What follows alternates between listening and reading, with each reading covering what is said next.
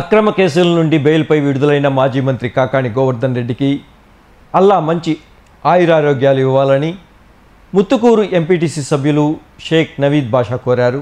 కూటమి ప్రభుత్వం ఎన్ని విధాలుగా వేధించినా ఆయన భయపడేవారు కాదని నవీద్ అన్నారు.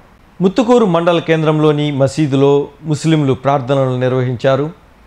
వైసీపీ జిల్లా అధ్యక్షుడు మాజీ మంత్రి కాకాణి గోవర్ధన్ రెడ్డి జైలు నుంచి విడుదల కావడంతో ప్రత్యేక దువా నిర్వహించారు. మసీదులో ఇమాంతో కలిసి ముస్లిం సోదరులు కాకాణి గోవర్ధన్ రెడ్డి కోసం ప్రార్థనలు జరిపారు.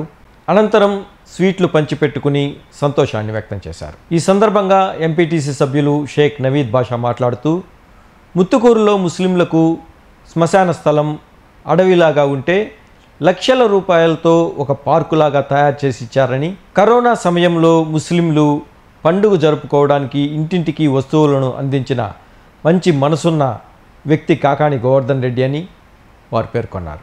ఈ కార్యక్రమంలో నియోజకవర్గ మైనార్టీ సెల్ నాయకులు షేక్ అబ్దుల్ రహీం, బడాబాయ్ షమ్ము, సిరాజ్ తదితరులు పాల్గొన్నారు.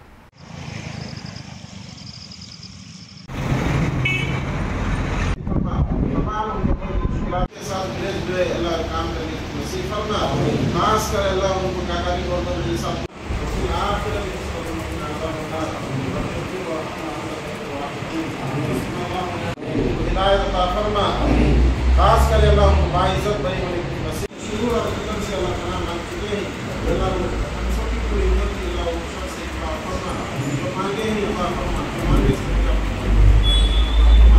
दुआ माफ फरमा तमाम खताओं का गुज़र फरमा बेशक गुनहगार खुदावार मुजरिम हैं अल्लाह हम सब की कबीरा सगीरा गुनाहों को माफ फरमा अल्लाह को मुक़द्दर फरमा अल्लाह हमारे काकानी गोवर्धन साहब को अल्लाह जल्द से जल्द अल्लाह फिर खिदमत खल्क के काम में लगे रहने नसीब फरमा, कौम की खिदमत करने नसीब फरमा, सबके साथ मिले जुले रहकर अल्लाह मुश्किलात को हल फरमा, तमाम परेशानियां दूर फरमा, उनको हिदायत अता फरमा। खास कर